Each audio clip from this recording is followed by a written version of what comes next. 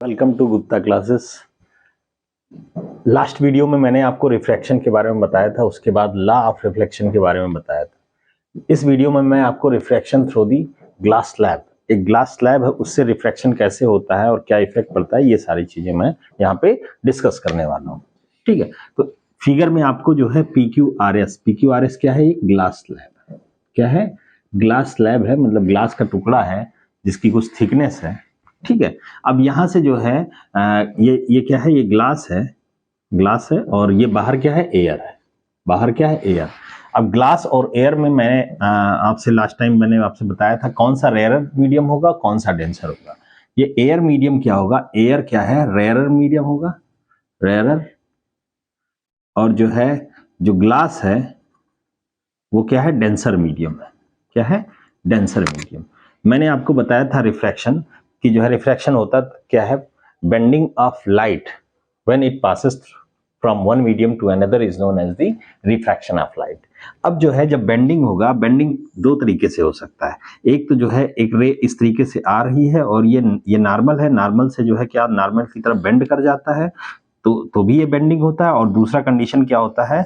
Normal से क्या है? दूर हट जाता है, तो ये भी बेंडिंग की कंडीशन है। ये कंडीशन कब आती है? जब कोई रे जो है क्या होता है? जब कोई रे जो है रेयरर मीडियम से डेंसर मीडियम की तरफ जो है चलता है। और ये केस जब होता है जब जो है डेंसर मीडियम से रे जो है रेयरर मीडियम की तरफ जो है चलती है, तो उस केस में ऐसा कंडीशन होता है। तो जो नॉर्मल है ये क्या है? नॉर्मल है, नॉर्मल से जो है दूर हटती है कब? जब डेंसर से रेयरर में जाएगी और नॉर्मल की तरफ जो है डेविएट होती है, उस तरफ मुड़ जाती है जब क्या होगा? रेयरर से डेंसर में जाएगा।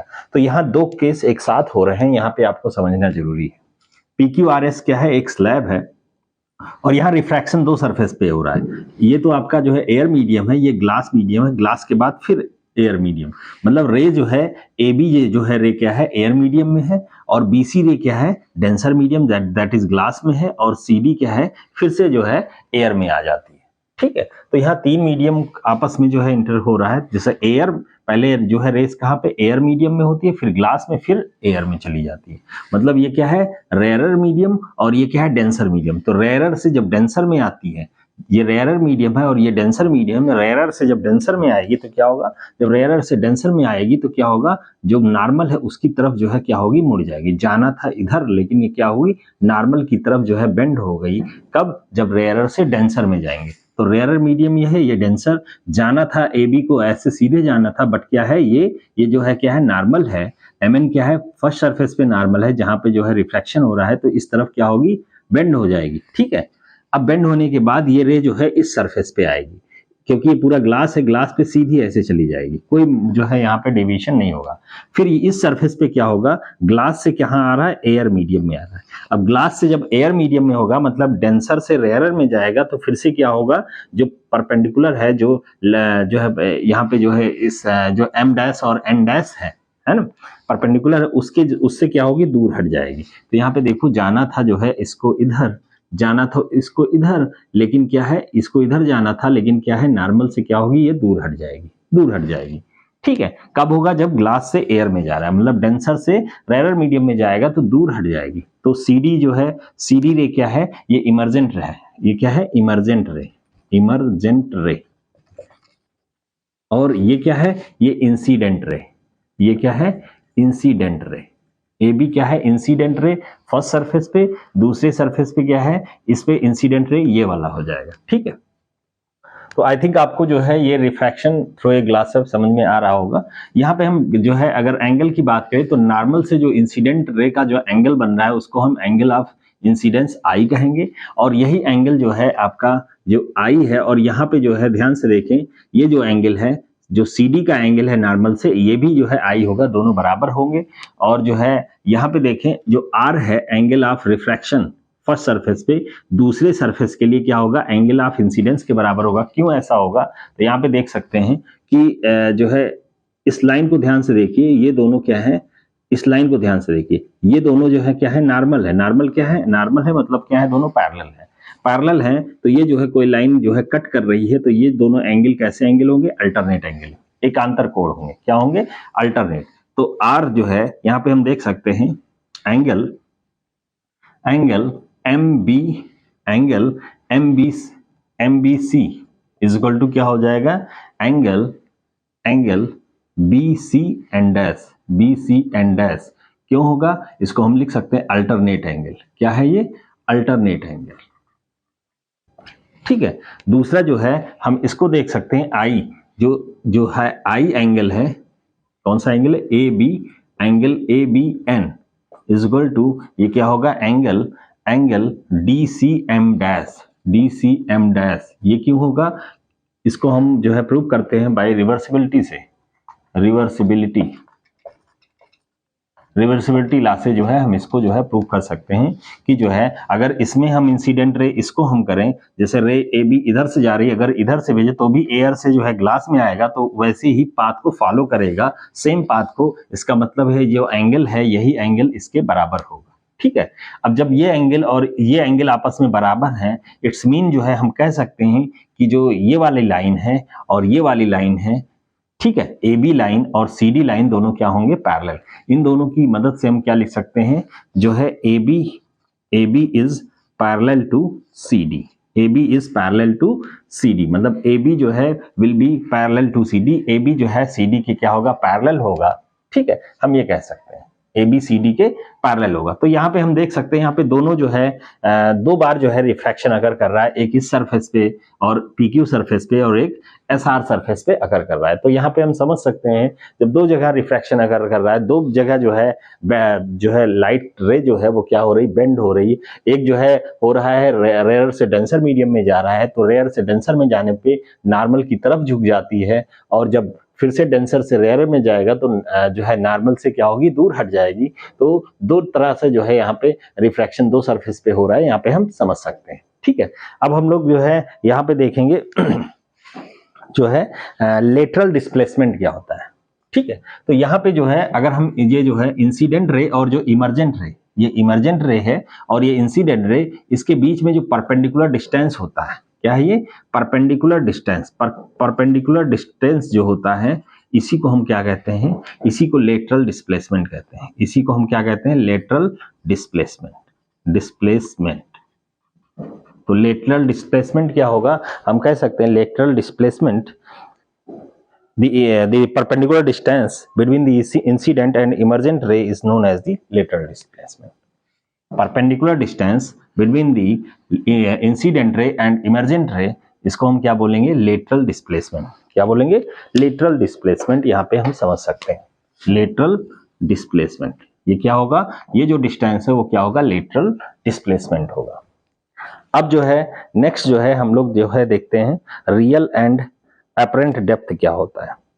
अब ये जो है जो लेटरल डिस्प्लेसमेंट हो कई चीजों पे जो है डिपेंड करता है। जैसे ग्लास जो स्लैब है इसकी थिकनेस पे, जितना ज्यादा थिकनेस होगा उसी के हिसाब से जो है लेटरल डिस्प्लेसमेंट भी ज्यादा होगा। एंगल ऑफ इंसिडेंस पे जो है डिपेंड करता है, जितना कम एंगल ऑफ इंसिडेंस होगा उतना ही जो है लेटरल डिस्प्लेसमेंट ज्यादा होगा। ठीक है, तो इन चीजों पे डिपेंड करती है। अब हम लोग देखेंगे रियल एंड अपरेंट डेप्थ।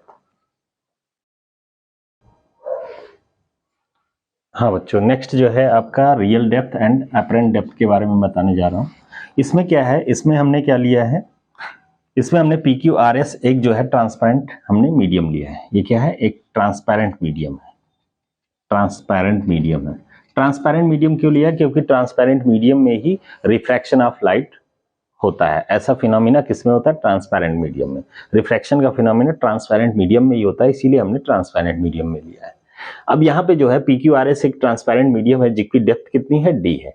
अब मान लो कोई ऑब्जेक्ट यहाँ पे है, वो पॉइंट पर कोई ऑब्जेक्ट है, वो पॉइंट पे क्या है, कोई ऑब्जेक्ट है, तो इसका रियल डेप्थ अगर देखें वर्टिकल से तो कितना है, AO है। AO क्या है, AO क्या है, रियल डेप्थ ऑफ ऑब्जेक्ट। ठीक है, और AO डैश क्या है, यहां से AO डैश जो डिस्टेंस है ये क्या है, ये जो है अपरेंट डेप्थ है। क्या है, अपरेंट डेप्थ। ठीक है। ये अपरेंट डेप्थ क्या होता है? अपरेंट डेप्थ का मतलब होता है जो हमें फील होता है कि जो है कोई ऑब्जेक्ट जो है हमें लगता है कि यहाँ पे, लेकिन एक्चुअल में कहीं और होता है। ऐसा हम कब जो है ऑब्जर्व करते हैं? जैसे मान लीजिए कोई जो है ग्लास में जो है कोई ट्रांसफर ग्लास है, प्लास्टिक का ग्लास है, ट्रांसपेरेंट मान लो मुझे दिखता है, उसमें पानी हम भर लें और एक चम्मच को जो है डिप करें तो हमें लगेगा चम्मच का जो है जो नीचे वाला जो है पॉइंट होता है वो तली में चिपका रहता है, लेकिन हमें ऐसा अपीयर देखने पे साइड से लगता है कि वो थोड़ा सा ऊपर है। थोड़ा सा क्या है? ऊपर है। तो जो थोड़ा सा ऊपर है टॉप से जो है जो बीच में जो डिस्टेंस है उसी को हम क्या कहते हैं? Apparent distance. जो ये जो है जो हमें आभास होता है डेप्थ, उसी को हम क्या कहते हैं? अपरेंट डेप्थ, जो हमें फील होता है, बट एक्चुअल डेप्थ कुछ और होता है। तो इसी के बारे में हम जो है आपसे डिस्कस करना चाह रहे हैं, रियल एंड अपरेंट डेप्थ। तो यहाँ पे जो है एक ग्लास स्लैब लिया जो है या एक ट्रांसपेरेंट मीडियम लिया गया है जिसका जो है थिकनेस कितना है? डी है। अब यहाँ पे जो है यहाँ ऑब्जर्वर है, आई है, यहाँ से कोई चीज देखा जा रहा है, ऑब्जेक्ट यहाँ पे है, ठीक है। ऑब्जेक्ट यहाँ पे है तो रेज जो है इसकी आंखों से यहाँ से निकलेंगी और ये क्या है? N1 क्या है? नॉर्मल है। N1 क्या है? नॉर्मल है। इस सरफेस पे क्या होगा? रिफ्रैक्शन का फिनोमिना होगा। रिफ्रैक्शन जब होगा ये क्या है? ये जो है एयर मीडियम है और ये क्या है? डेंसर मीडियम, रेयर से डेंसर में जाएगा तो क्या होगा? जब रेयर से डेंसर में ज्यादा जाता है तो नॉर्मल की तरफ बेंड हो जाता है। देखिए जाना था इधर लेकिन नॉर्मल की तरफ क्या हुआ? थोड़ा सा जाना था ऐसे थोड़ा सा बेंड हो गया। जाना था इधर लेकिन क्या हुआ? ये नॉर्मल ये है तो थोड़ा इस तरफ क्या होगा? बेंड हो जाएगी। ठीक है। क्यों ऐसा हुआ? क्योंकि ये रिफ्रैक्शन का फिनोमिना है और रेयर से डेंसर मीडियम में जब कोई रे जाती है तो उस नॉर्मल की तरफ क्या हो जाती है? वो बेंड कर जाती है। तो बेंड जो है कर गई। अब जो है इसको कहते हैं इंसिडेंट रे, इसको कहते हैं रिफ्रैक्टेड रे। अब जो है ये जो एंगल नॉर्मल से जो इंसिडेंट रे एंगल बनाती है उसको इंसिडेंट एंगल बोलते हैं, एंगल ऑफ इंसिडेंस। और नॉर्मल से जो है जो आपका जो है रिफ्रैक्टेड रे जो एंगल बनाती है उसको एंगल ऑफ रिफ्रैक्शन कहते हैं। इस रे को जो हम आगे बढ़ाएं तो जो है ओ डैश पे जो है अकर करता है और यही क्या है? ओ डैश क्या है? अपरेंट डेप्थ है। अब यहाँ पे हमें जो है दोनों का रेशियो अगर हमें देखना है तो हम जो है क्या लिखेंगे? इसके हम स्नेल्स लॉ लगाएंगे। स्नेल लॉ क्या होता है? जो हमने रिफ्रैक्शन का सेकंड लॉ पढ़ा है कि mu is equal to sine I upon sine r होता है, इसको यहाँ पे हम अप्लाई करेंगे। तो यहाँ पे देखिए sine I upon sine R, sine I की बात करें तो sine I this angle is equal to क्या हो जाएगा? दिस एंगल अगर इसको इधर लेके जाएं तो क्या हो जाएगा? इस पूरा ये भी पूरा क्या हो गया? आई हो जाएगा। ये भी पूरा क्या हो जाएगा? आई हो जाएगा। अब इस हम जो है इस ट्रायंगल की बात करें, देखो ध्यान से, ये आई हो जाएगा पूरा। और आई जो है ये जो एंगल है वही इस एंगल के भी बराबर होगा, आई के बराबर होगा। ये भी आई हो जाएगा, ये आई होगा क्योंकि ये जो है ये जो लाइन आप देखते हैं आगे हमने बढ़ाया है तो जो एंगल यहाँ पे बनेगा वही क्या होगा? यहाँ पे भी नहीं बनेगा। अब इस ट्रायंगल की बात करें ए ओ डैश बी, इसमें साइन आई हम लगाएं तो साइन आई होता है साइन ऑफ आई होता है perpendicular upon hypotenuse, perpendicular upon. तो ये जो है किसके लिए अप्लाई हो रहा है? राइट एंगल ट्रायंगल के लिए। ट्रायंगल कैसा है? ऐसा है। ये क्या कौन सा एंगल है? ये आई है। अब इस ट्रायंगल में राइट एंगल ये है, ये क्या होगा? ये परपेंडिकुलर होगा और ये क्या है? ए बी है। ये क्या है? A B. और जो है ये क्या है? हाइपोटेनस है। हाइपोटेनस क्या है? ओ डैश है, ओ डैश बी। तो यहाँ पे हम क्या लिख सकते हैं? A B upon O dash B या बी ओ डैश। तो A B upon B O dash, A B perpendicular क्या है? ए बी अपान हाइपोटेनस क्या है? B O dash. तो वही हमने यहाँ पे साइन आई की जगह पे क्या लिखा है?